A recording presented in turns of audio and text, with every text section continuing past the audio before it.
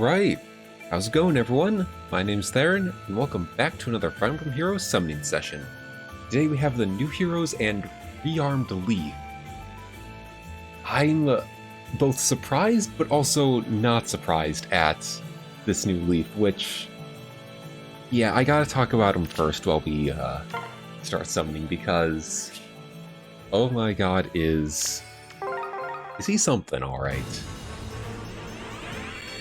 Now, yes, I did originally think he was going to be ascended, but in the Fate channel, when I saw that new sword icon, I just knew something was up, and I just had a gut feeling they were going to give us a new hero type. And I was right, we have Rearmed Heroes. Now, I actually see this as a good thing, because at the very least with Leif right now, his new sword, the Arcane Elhruthnir, very sorry if I butchered that.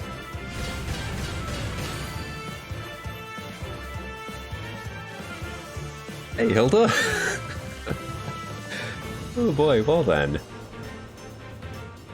Alright, you know what? We take those. We'll get to you later, Hilda, but first, Leif. Yeah, the Arcane Elhruthnir. I feel like I keep butchering that. But it's basically Slain effect, debuffs foes attack and defense by 6 during combat, guaranteed follow-up and fault negation, and a guard on foe.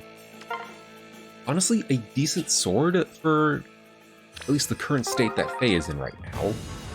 And I see this as a good inheritable weapon, which I am surprised that we can do with this Leif.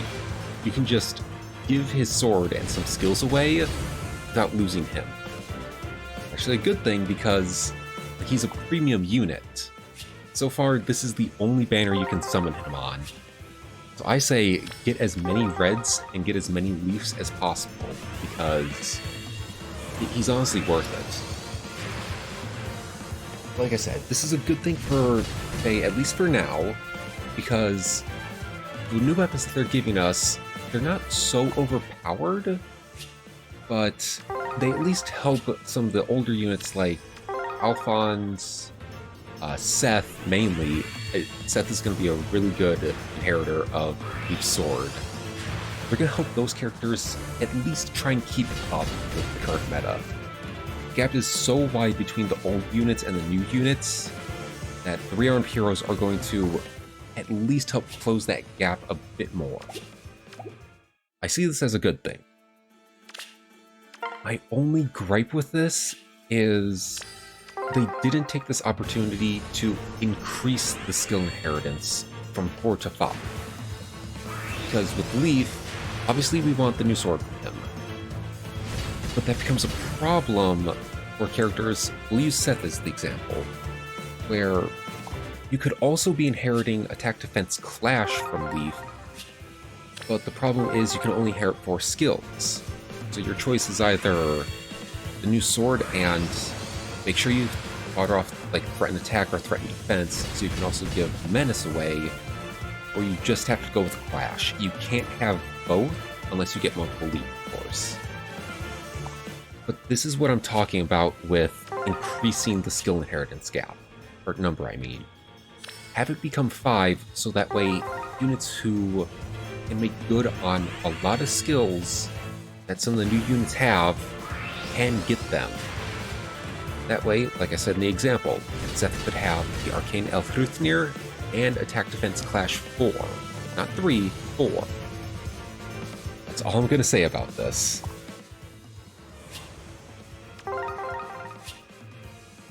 And you know what, since she showed up right away at the beginning, let's just skip right to our Ascended hero, Hilda, which... I'm saying this right now. I said this on a Discord and I think a tweet a while ago, when 3 Hopes was announced.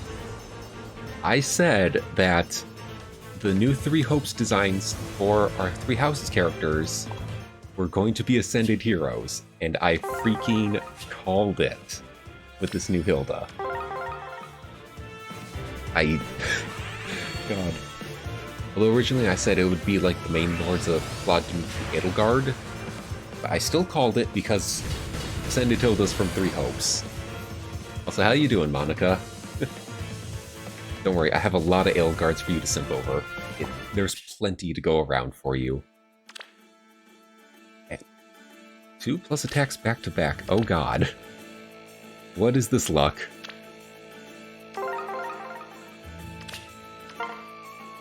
Anyway, speaking of our new Hilda, her weapon, the Fuming Freikugel, it's basically like base Hilda's Freikugel. The only difference is this one grants a 20% damage reduction to allies and has less stat buffs to said allies, while the other one, when you refine it, it gives a follow-up negation to allies, and I think there's a few more stats in there, I can't remember. So they basically work the exact same, both extended and base Hilda, it's just, you know, which one do you want to use more? I will say though, the new B skill she's bringing, Velocity, I think that's going to be the best damage reduction B skill we're going to get in a while. Originally I'd say it was Frenzy, but Velocity being tempo with damage reduction, yes please. I will take as many of those as possible.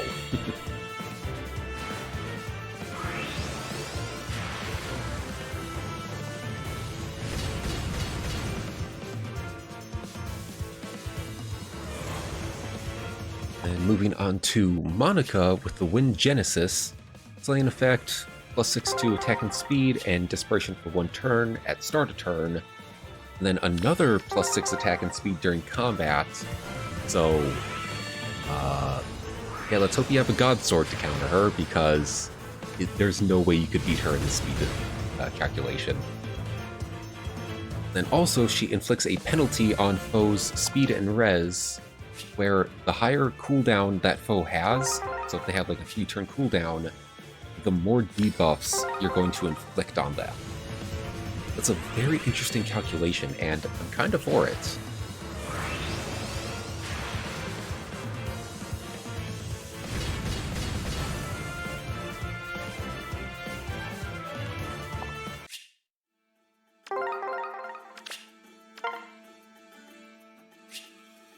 Then last but certainly not least, Shez. With basically a dual phase Brave weapon that has the, you know, stat and increase and decrease. +5 speed, -5 defense and res. Good trade-off. Also a special cooldown charge +1 to unit per attack in both phases. So if he's being attacked or he's attacking, he basically can charge his special much faster. We take those. That's going to be a really good sword. I'm calling it right now. And he also has... I think I made a typo in here. Oh yeah, that's right. He gets the special cooldown charge if his HP is 20% or higher. And if he has 40% HP or higher, it's damage reduction for 40%. Not bad.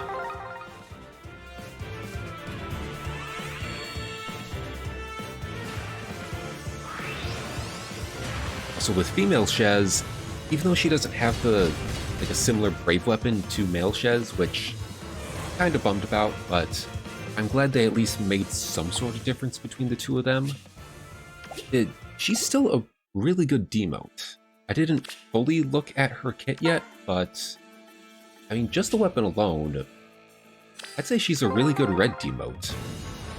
Or, not red demote, what am I talking about? Green demote. Oh my god. I don't know why I said red demote there, Jesus.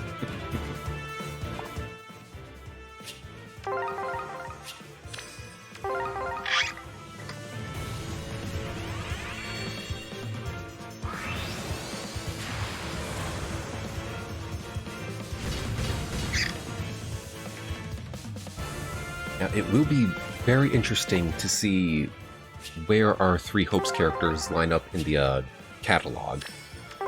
Some people are saying it's going to be after TMS, because those in the order the games were released. Makes sense. Although it shouldn't be doing that, because TMS was for houses, that's right. But I feel like with the similarities between Three Hopes and Three Houses, it's gonna be kind of like a Marth's game with New Mystery and Mystery of the Emblem, where, yeah, they're different titles, but they're essentially all under the same continent, so it counts. Ooh! Here we go. This is just an amazing design. I'm saying it right now. Look at him. Oh my god, I love it. Hey, you know what?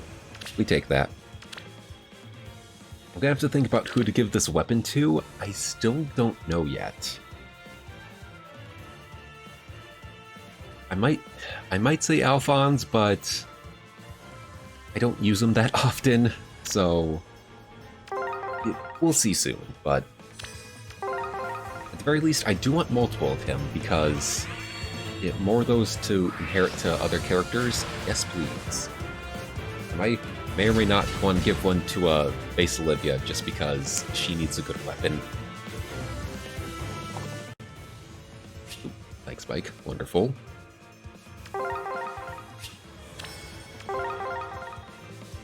Anyway, let's move on to the Q&A for the video, and quick little reminder, if you ever want to ask questions for a future video, just leave them in the comments down below, and I will hopefully answer them in the next video. Anyway, let's pick up where we left off last time with two of Chris England's questions, and one of them is, I have some people who like the Fire Emblem series, but are interested in Fae. What do you think is the most appealing thing about Fae? Good question there, Chris. And, well, first of all, thank you. Always love answering your questions, even though they make me think a lot, but I don't mind. But I'd say the most appealing thing about Fae is probably the different alts of characters that you can get. I guess the multiple... What am I trying to say here? Okay, here we go. It's the ability to use only your favorites, and, you know, you can always summon for your favorites. You can summon for multiples of them too, considering the alts. Like, let's say you're a fan of my head, Ike. You want to create an entire team around him and just complete, you know, the base game, none of the PvE stuff. Like, yeah, you totally can. You got so many different versions of him that you can just create a single team around him, and there you go. You're gonna have tons of fun. I'd say that'd be the most appealing thing about Fae. The fact that you can use not just one of your favorites, but all the different versions of them. So I'd say if you're talking to your friends again, maybe at least show them all the different versions of Ike, or whoever their favorite character is. I don't know.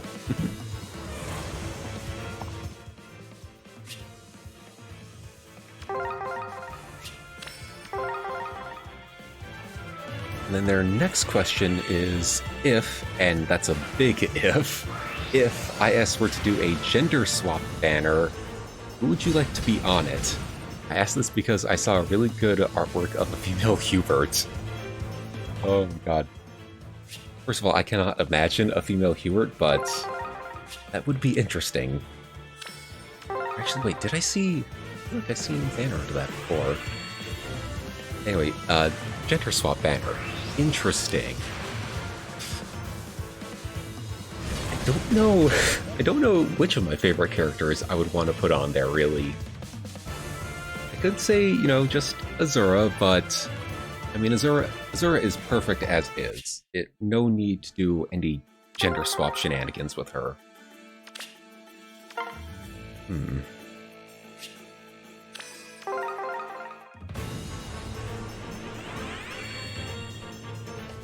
I guess Kaze, maybe? God, it's so weird to think about that. Just like, okay, some of my favorite characters, mainly guys and girls, suddenly swap genders. It's a very interesting concept, and I haven't really given it that much thought. Who else? I guess seeing Kaze as an anime waifu will... Oh god, Kaze as an anime waifu, god. That's a very weird thing to think about, but you know what? Throw on the banner and I may or may not pull for him. Let's do this. Oh man.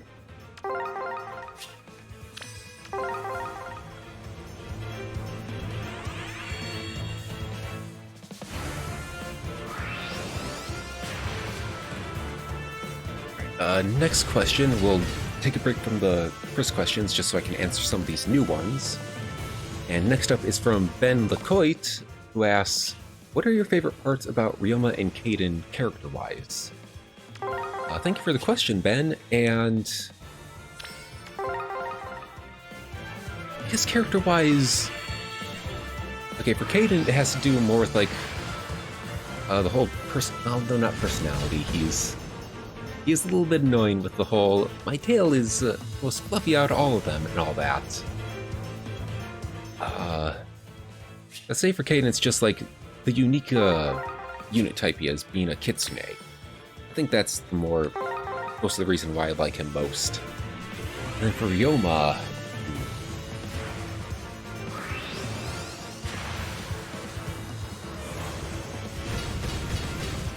I'm trying to remember his character.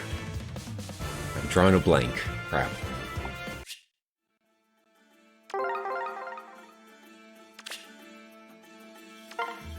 Yeah, I'd say for Ryoma, it's the samurai aesthetic. So I guess that kind of applies to all of Hoshido with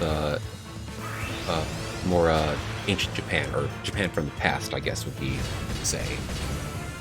Just because, like, that whole aesthetic is new and unique to Fire Emblem. We didn't really see it before until Fate, so I guess just the samurai aesthetic with Ryoma.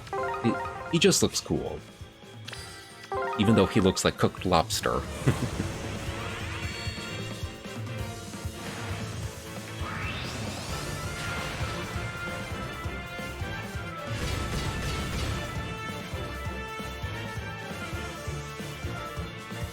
Alright, yeah, I think we're gonna have time for one more question. Very sorry to the question I'm gonna quickly skip to get to this one. I will make sure to answer it next time, obviously. But this one comes from fellow Faytuber Pruti, who asks, why are you so awesome? And I know what this is referring to, so if you know, you know, but thank you, Pruti. And I will answer this as honestly as possible.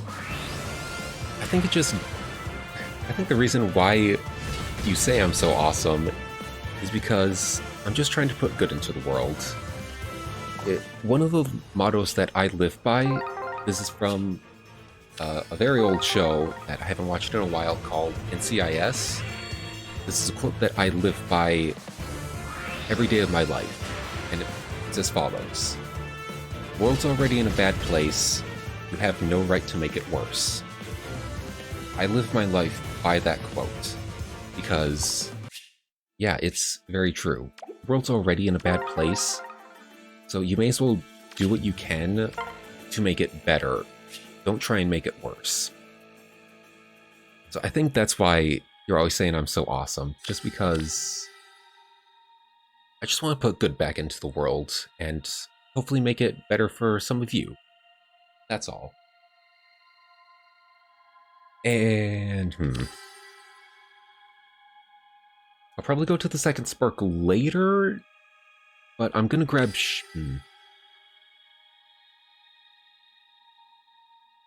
Okay, I don't know who to get here. I'd say Shez, just to fully complete the banner, and then be okay with whoever comes next.